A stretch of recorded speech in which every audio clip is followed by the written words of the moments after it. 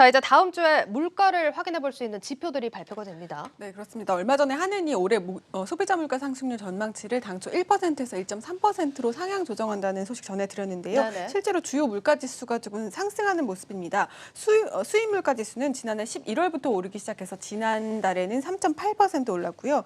유가 등 원자재 가격이 뛴 데다가 원달러 환율도 상승했기 때문입니다. 이에 더해서 다음 주에는 이 물가 상승세를 확인할 수 있는 지표들이 더 발표될 예정입니다. 알겠습니다. 자, 다음 주에는 2월 생산자 물가 지수 또 그리고 소비 심리를 파악할 수 있는 소비자 동향 조사 결과가 발표가 된다고요. 네, 지난 1월에는요. 한파하고 조류독감 영향으로 생산자 물가도 많이 올랐습니다. 네네. 2017년 이후에 4년 만에 가장 많이 상승을 했는데요. 2월에도 오름세가 지속될 것으로 보입니다. 실제로 지난 2월 소비자 물가 지수는 1년 만에 가장 큰 폭으로 상승을 했고요. 다음 주 3월 소비자 동향 조사도 좀 발표가 되는데요. 소비자 심리 지수도 지금 상승하고 있는 상황입니다. 여러 가지를 종합했을 때 소비자 물가 지수가 더 상승세가 거세질 것으로 전망이 되는데요. 네. 관련된 인터뷰 들어보시겠습니다.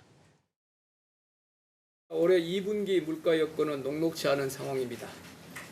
글로벌 수요 회복 기대와 세계 각지의 기상 이변으로 유가, 원자재, 곡물 등의 가격 상승 조짐이 나타나고 있습니다.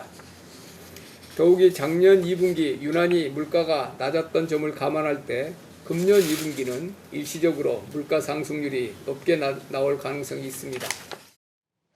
자, 이렇게 짧게 얘기만 들었는데도 지난 한 해가 너무 척박했다라는 생각이 듭니다. 자, 어쨌든 물가 상승률 높게 나올 가능성이 점쳐지고 있는데 이런 가운데 한전에서는 2분기 전기 요금을 발표를 하는데 인상이 좀 불가피하죠? 네, 그렇습니다. 한전이 적자가 심하다 보니까 지난해부터 원가 연계형 요금제를 도입을 했습니다. 네네. 3개월 단위로 이 연료비 변화를 전기료에 좀 포함시킨다는 건데요. 22일에 2분기 전기 요금이 발표가 됩니다. 전해드렸던 대로 이 원자재 가격이 계속 상승을 하면서 이번에는 상승이 불가피할 것으로 보이는데 다만 급격한 인상을 방어해주는 보호 장치가 좀 마련돼 있어서 소폭 인상될 것으로 보입니다. 네. 이번에 전기 요금이 인상되면 지난 2013년 11월 이후 7년 만에 처음으로 오르는 셈이 됩니다.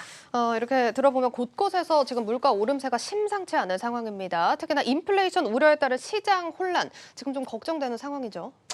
예, 맞습니다. 제 월급만 빼고 다 올라가는 것 같은데요. 네. 물가 인상 이게 심상치 않은 상황입니다. 한국은행 자료를 좀 보면요. 1월 기준으로 시중 통화량이 3,200조 원이 넘는 상황입니다. 사상 최고치 수준이고요. 작년 12월과 비교해 봤을 때도요. 41조가 증가했는데 이 역시도 최대 증가폭입니다. 네. 시중에 돈이 넘쳐 흐른다는 얘기인데요. 이거를 거꾸로 뒤집어서 생각해 보면 최근에 이제 주식이나 이 부동산 등 자산 가격 상승이 어떻게 보면 이제 이 돈의 가치, 그러니까 실질적인 주식이나 부동산의 실질적인 가치가 상승한 게 아니라 이 돈의 가치가 하락하면서 거기에 기인한 측면이 좀 크다 이런 판단도 나오고 있습니다. 네. 특히 이제 백신 접종이 본격화되고요. 이에 따라서 이제 경제 정상화에 대한 기대감도 커지고. 그러면서 이제 기대 인플레이션도 이제 자극하는 그런 상황이 오면서요. 아무래도 인플레이션 압박은 향후에도 더 지속될 거다. 이렇게 보시면 될 것 같습니다. 알겠습니다. 자, 이와 관련된 소식으로 이제 연준의 대응이 또 가장 중요할 텐데요. 연준과 관련된 이야기는 조금 뒤에 자세히 다뤄보도록 하겠습니다. 자, 두 번째 주제로 넘어가 볼 텐데 요즘 하루도 빠지지 않고 LH 사태 관련 보도가 이어지고 있습니다. 오늘 2차 조사 결과도 앞서서도 전해드렸는데 다음 주에는 고위 공직자들이 보유한 신도시 땅이 다 드러난다고요? 네, 맞습니다. 다음 주에 이 정부 공직자윤리위원회가 고위공직자의 정기 재산 변동 현황을 발표를 합니다. 네. 공직자윤리법에 따르면 청와대와 정부, 국회, 법원 등 고위공직자는 한 해의 재산 변동을 다음해 2월까지 신고를 해야 하고요. 네. 이게 3월에 발표되는데 오는 25일에 공개될 예정입니다. 이 고위공직자들이 신도시 땅을 보유했는지 알 수 있어서 관심이 집중될 것으로 보입니다. 이제는 또 어떤 결과가 전해질지 좀 무섭기도 합니다. 저 구체적으로는 어떤 내용이 공개된다는 겁니까? 네, 고위공직자 본인은 물론 배우자와 직계, 존비 속의 재산 변동이 모두 공개가 되는데요. 네. 소유한 부동산의 주소와 면적 또 실거래가까지 공개가 되는데 최근 논란이 된 광명과 시흥은 물론이고요. 3기 신도시 지역의 토지 보유 현황을 알 수 있습니다.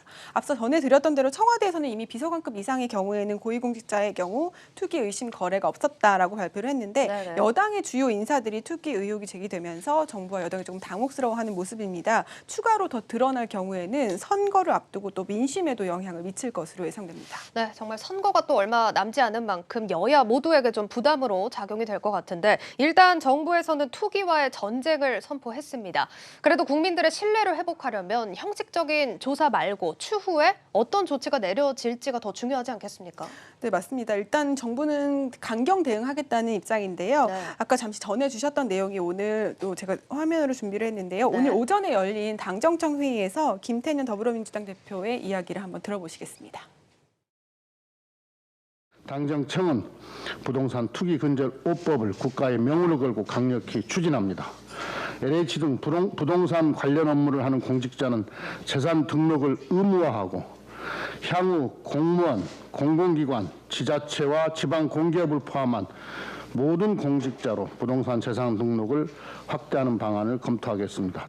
부당이익이 있다면 취득이익의 3배에서 5배를 환수 조치하겠습니다. 자, 정리를 해보면 공직자 재산 등록을 의무화하고 투기 이익에 대해서는 반드시 회수하겠다라는 입장입니다. 이게 사실상 가능한 부분인지 한번 여쭤보고 싶고요. 또 저희가 앵커 브리핑으로도 전해드렸지만 이 LH 직원이 우리는 차명으로 투자를 하면 된다. 이런 글이 올라와서 또 논란이 됐습니다. 차명 거래의 경우에는 또 어떻게 조사를 하겠다는 겁니까? 네, 사실 이 발본색원 하겠다고 했지만 정부는 이제부터 시스템을 좀 만들어 나가겠다는 계획입니다. 네. 현행 자본시장법에 따르면요, 내부 정보를 이용해서 부당 행위를 했을 경우에는 1년 이상의 유기징역이나 이익의 3배 또는 5배 벌금에 처하도록 하고 있는데요. 정부는 이 내용을 부동산 거래 신고법에 담는다라는 계획입니다. 하지만 이 법 개정까지는 조금 시간이 걸리는 데다가 소급 적용이 되지 않기 때문에 뒷북조처다라는 이야기가 나오고 있고요. 네. 또 차명 거래의 경우에도 차명 거래 자체는 무효지만 땅 주인의 소유권은 그대로 인정한다는 게 대법원의 판례여서 사실 처벌이 쉽지는 않다는 의견이 많습니다. 알겠습니다. 자, LH 게이트로 불릴 만큼 국민 분노가 큰 사안입니다. 제대로 된 조치와 처벌이 나와야 믿음을 회복할 수 있을 것 같습니다. 자, 분위기를 잠시 바꿔서요. 중요한 증시 일정들도 많이 다음 주에 예정이 되어 있죠. 예, 맞습니다. 이제 미 연준의 결정이 있었습니다. 이 FOMC 회의가 끝났는데요. 시장이 그에 대한 답을 내렸습니다. 오늘 10년물 미국 국채금리 1.75%까지 치고 올라면서요. 시장이 크게 흔들렸습니다. 네. 시장에서는 이런 말도 나오고 있는 상황인데요. 이 연준의 인플레이션 통제 능력 과연 있는 거냐 이런 이제 의구심이 짙어지면서요. 전반적으로 이제 불안감을 키우고 있는 상황입니다. 다음 주에도 이제 금리 상승 여부에 대한 시장의 경계 심리 지속될 것으로 보이고요. 주 중반에 이제 파월 의장이 미 의회에 출석해서요. 국채 금리와 관련해서 어떤 발언을 할지도 이제 관심 포인트가 되겠습니다. 또 주 후반에는요, 그 개인 소비 지출 물가 상승률 지표가 발표됩니다. 네. 연준이 통화 정책의 준거 기준으로 삼는 게 이제 이 PC 물가 지표인데요. 이거 관심 있게 보셔야 될 것 같고요. 소폭 오름세는 예상이 되고 있는 상황인데요. 이제 3월 달이 더 중요해 보입니다. 아무래도 기저 효과 때문에 큰 폭으로 인플레이션이 올라갈 것으로 그렇게 예상이 되는 상황이고요. 네. 바이든 대통령이 이제 공식 취임 이후 처음으로 기자회견을 갖습니다. 이 러시아랑 이 중국에 대해서 어떻게 관계 설정을 해나갈지 지켜볼 대목이고요. 또 1조 9천억 달러 추가 부양책 통과시켰는데 앞으로도 2조에서 4조 달러 정도 규모 예상되는 이제 인프라 추가 부양책들 이건 또 어떻게 해나갈지 그런 것들도 관심에서 보셔야 될 것 같습니다. 예. 알겠습니다. 네, 연준 이슈 저희가 조금 더 이야기를 들어볼 텐데 연준 효과가 사실상 하루 만에 끝이 났습니다. 시장에서도 좀 혼란스러워하고 있는 모습인데 어떻게 받아들여야 하겠습니까? 예, 맞습니다. 시장이 연준의 그 인플레이션 통제 능력을 의심하기 시작했다 이렇게 보시면 될 것 같습니다. 네. 파월 의장의 그 발언 약발이 좀 떨어지고 있는 그런 상황인데요.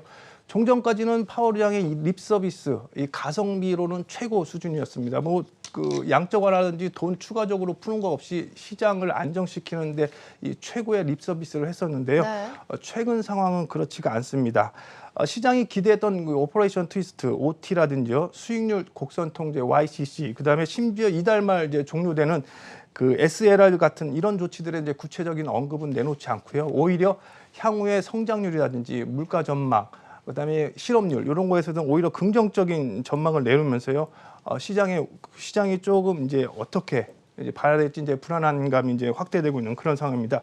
이런 측면에서 봤을 때는 앞으로 향후 금리 급등세라든지 인플레이션 압력 계속될 수밖에 없는 상황이고요. 이런 측면에서 이제 시장 좀 주의해서 보셔야 될 것 같습니다. 예. 네, 알겠습니다. 자, 이제 포인트가 앞서서 좀 말씀해 주신 SLR 완화 조치의 연장 여부라는 점 좀 참고를 해 보셔야겠습니다. 오늘 여기까지 들어보도록 하겠습니다.